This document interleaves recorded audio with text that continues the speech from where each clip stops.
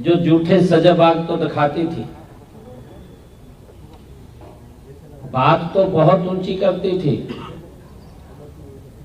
परंतु दिल्ली के लोगों को जो मोदी जी ने योजनाएं चला रखी थी उनसे भी वंचित किया हुआ था।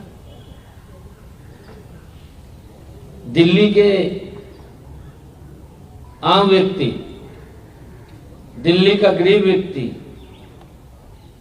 अगर दुर्घटनावश किसी को कोई बीमारी आ जाती थी या कोई दिक्कत आ जाती थी,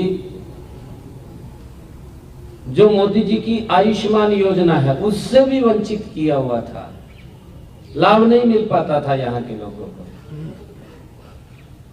पिछले 10 वर्षों से यहाँ एक ऐसी झूठ का जो पूरा का पूरा औरा खड़ा किया गया और ये कहा गया कि मैं दिल्ली को स्वच्छ जल दूंगा, दिल्ली को स्वच्छ करूंगा, यमुना को स्वच्छ करूंगा और मैं वातावरण को शुद्ध करूंगा। पिछले 10 वर्षों में ऐसी सरकार दिल्ली में थी, अपने आप तो कुछ किया नहीं, दूसरे के ऊपर आरोप लगाती थी। ऐसा मुख्यमंत्री हमने पहली बार देखा कि अगर वायु प्रदूषण होता, हरियाणा के किसान को दोषी ठहरा देता, पंजाब के किसान को दोषी ठहरा देता कि पंजाब का किसान, हरियाणा का किसान पराली जलाता है और उसके कारण से दिल्ली में प्रदूषण हो जाता है। यमुना के लिए बोला कि मैं इसको स्वच्छ करूंगा, साफ करूंगा। जब चुनाव आता है दिल्ली के लोगों से बोलता है कि मुझे माफ कर दीजिए, एक समय और दे दीजिए, मैं इसको स्वच्छ करूंगा। और जब दूसरी बार वो समय लेने के लिए आया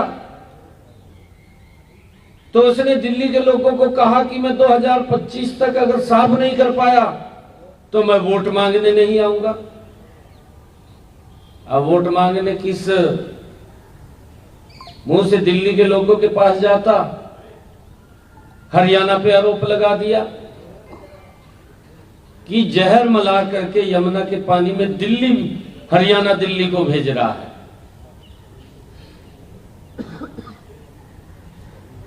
मोदी जी अगर पैसा देते, मोदी जी काम के लिए अगर इसको बोलते तो मोदी जी को गाली देना शुरू कर देता। अपना काम नहीं करना, दूसरे के ऊपर आरोप लगाना। लोगों ने इस बात को समझा है। दिल्ली के लोगों का हम दिल से धन्यवाद करते हैं कि उन्होंने दिल्ली के अंदर भी हरियाणा का मैंडेट, जो हरियाणा के अंदर 48 सीटें दी हैं, क्योंकि हमारे परिवार के लोग यहां रहते हैं, उन्होंने भी दिल्ली में 48 सीटें देकर के ऐतिहासिक जीत नरेंद्र मोदी जी की नीतियों को स्वीकार किया है। आज मुझे खुशी है कि मोदी जी की वो तमाम नीतियां, सभी योजनाएं अब दिल्ली के अंदर लागू होंगी। गरीब व्यक्ति को आयुष्मान कार्ड का भी लाभ मिलेगा। हमारे दिल्ली के किसान को उसकी फसल के अच्छे दाम मिलेंगे। हमारे दिल्ली के लोगों को पर्याप्त और स्वच्छ जल मिलेगा। यह गारंटी अगर किसी की है, यह नरेंद्र मोदी की गारंटी है। नरेंद्र मोदी की गारंटी के ऊपर दिल्ली के लोगों ने मुहर लगाई है। पिछले 10 वर्षों में जो आदरणीय नरेंद्र मोदी जी ने देश के आम नागरिक के लिए जो योजनाबद्ध तरीके से योजना से उसके घर तक लाभ पहुंचाया है, अब दिल्ली के लोग भी पीछे नहीं रहेंगे, उनको भी वो लाभ पहुंचेगा। आज इस ऐतिहासिक जीत पर इसका जो श्रेय जाता है वो देश के यशस्वी प्रधानमंत्री आदरणीय नरेंद्र मोदी जी को जाता है, जिनकी एक सोच है, जिनका एक विजन है कि दिल्ली भी विकसित भारत में मजबूती से भारत के साथ चलेगी। यह निर्णय दिल्ली के लोगों ने बड़ा लिया है। मैं दिल्ली के लोगों का बहुत बहुत बधाई देता हूं, शुभकामनाएं देता हूं। और हमारे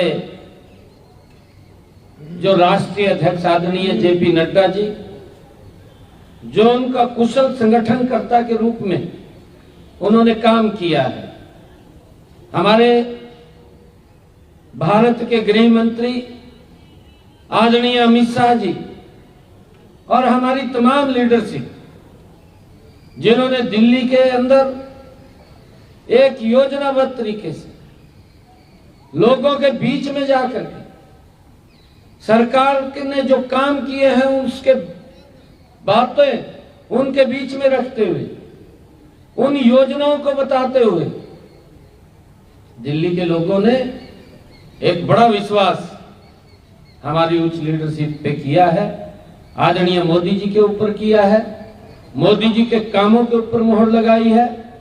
मैं दिल्ली के लोगों को बहुत बहुत बधाई और शुभकामनाएं देता हूं।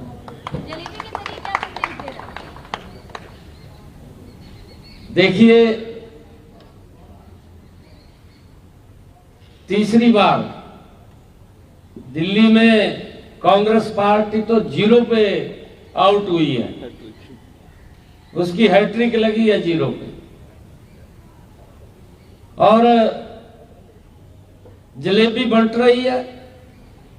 हमने कहा था चुनाव के बीच में कि जैसे हरियाणा में जलेबी बंटी थी, फिर महाराष्ट्र में बंटी थी, अब दिल्ली में भी ये जलेबी बंटेगी। और जलेबी ये बंट रही है। मैं दिल्ली के अंदर चुनाव के बीच में भी एक दुकान पर जलेबी खाने के लिए गया था। मैंने वहां पर भी जलेबी खाई थी, काफी लोग आ गए थे, तो मैंने उनको भी जलेबी खिलाई थी और उनको कहा था कि 8 तारीख के बाद ये जलेबी बंटेगी, और जलेबी बंट रही है। आप सबको मैं जलेबी के लिए भी आमंत्रित करता हूं, आपके लिए भी जलेबी है।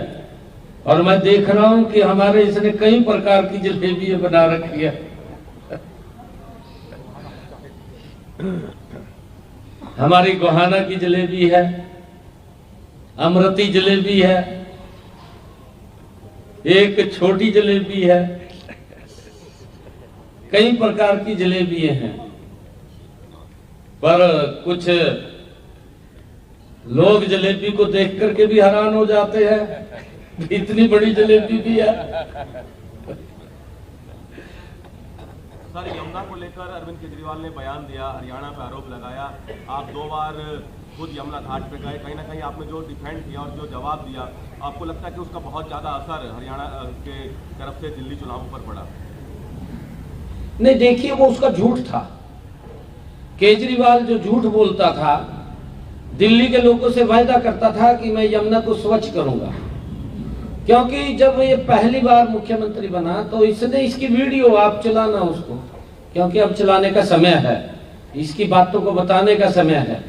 इसने ये कहा था कि वजीराबाद के बाद यमुना गंदी होती है और मैं इसको स्वच्छ करूंगा। 10 साल हो गए हैं, दिल्ली के लोग देख रहे थे भी स्वच्छ करेगा, ये भी इसने यमुना तो स्वच्छ नहीं की, अपने आप को सुधार लिया।